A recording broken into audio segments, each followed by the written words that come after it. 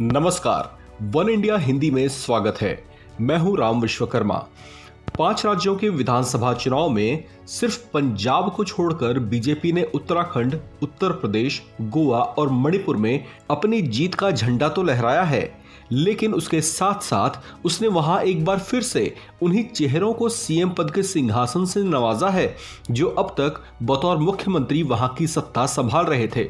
लेकिन जरा रुकिए, क्योंकि ये बात इतनी भी सीधी सपाट नहीं है जितनी आपको सुनने में लग रही होगी, क्योंकि अब हम आपको वो बताने जा रहे हैं जिसे सुनने के बाद आप भी सोच में पड़ जाएंगे। दरअसल चारों राज्यों में सीएम पद के उन्हीं चेहरों के दोहराव के पीछे एक बहुत बड़ी रणनीति है। बीजेपी के थिंक टैंक्स ने बहुत सोचने और विचारने के बाद ही ये फैसला लिया है। इनमें सबसे ज्यादा चर्चाओं में है उत्तराखंड और गोवा।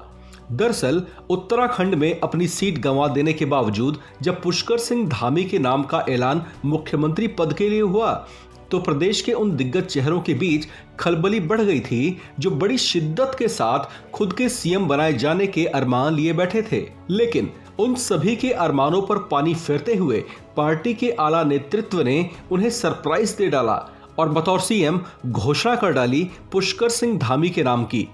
विधायक दल के नेता के रूप में प्रस्तावित किया, जिसका समर्थन मिशन सिंह चुफाल, प्रेमचंद अग्रवाल, अरविंद पांडे और खजानदास जी ने किया। और उसके बाद मैंने कहा कि यदि और कोई नाम हो तो आप उसे प्रस्तावित कर सकते हैं, लेकिन सारे के सारे 47 विधायकों ने बिल्कुल करतल ध्वनि से श्री पुष्कर धामी का समर्थन किया। इसीलिए अंत में मैंने पुष्कर धामी को विधायक दल के नेता के रूप में निर्वाचित। लेकिन ये सिर्फ घोषणा ही नहीं थी, क्योंकि इसके पीछे तो बीजेपी के थिंक टैंक्स की वो रणनीति थी जिसके सहारे उसने 2024 के आम चुनावों को साधने की प्लानिंग तैयार की है। जी हाँ, बिल्कुल ठीक सुना आपने। दरअसल सियासी गलियारों में चर्चा कुछ ऐसी है कि उत्तराखंड में बीजेपी के कई दिग्गज चेहरों के बीच आपसी मनमुटाव और खिंचाव चल रहा है। इनकी आपसी तकरार के चलते इस प्रदेश ने 4 महीने में ही 3 मुख्यमंत्रियों को देख लिया। उस दौरान चुनाव नजदीक थे तो बीजेपी शीर्ष नेतृत्व ने सबको साइडलाइन करते हुए धामी को सीएम बना दिया। इस फैसले से बीजेपी ने चुनाव से पहले पार्टी के अंदर खाने संभावित डैमेज को कंट्रोल कर लिया था।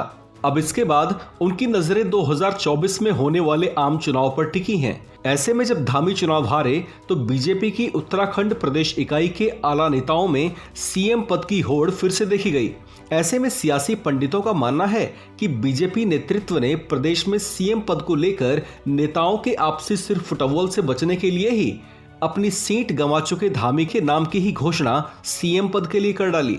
हालांकि धामी को अब नियमों के मुताबिक सीएम पद पर बने रहने के लिए अगले 6 महीनों के भीतर फिर से चुनाव जीतना होगा। वही बात अगर गोवा की करें तो यहाँ भी हालात कुछ वैसे ही दिखाई दिए। गोवा फतह करने के बाद बीजेपी ने यहाँ सीएम पद को लेकर सस्पेंस खत्म किया और एक बार फिर से प्रमोद सावंत के नाम की घोषणा बतौर सीएम की गई। श्री विश्वजीत राणे जी, उनके द्वारा श्री प्रमोद सावंत जी का नाम नेता के रूप में चयनित करने के लिए प्रस्तावित किया गया। श्री विश्वजीत राणे जी के प्रस्ताव को समर्थन देने के लिए श्री रवि नायक जी, श्री मारवान मुदीनो जी, श्री नीलेश काबराल जी, श्री रोहन जी, श्री जौनपुर मोहन चेरात, इन सब लोगों ने राणे साहब के प्रस्ताव को समर्थन दिया। प्रमोद सावंत जी इस राज्य के मुख्यमंत्री रहे।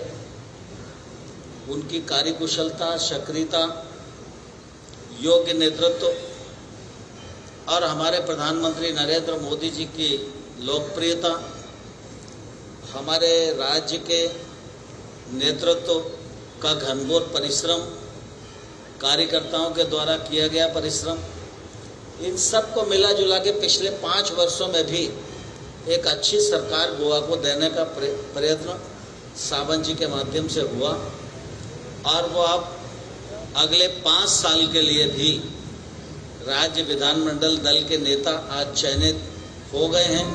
आलाकमान के इस फैसले से सियासी गलियारों में जिस तरह की चर्चा है उसकी माने सावंत के नेतृत्व में पार्टी ने चुनाव में सत्ता विरोधी लहर होने के बावजूद सफलता हासिल की।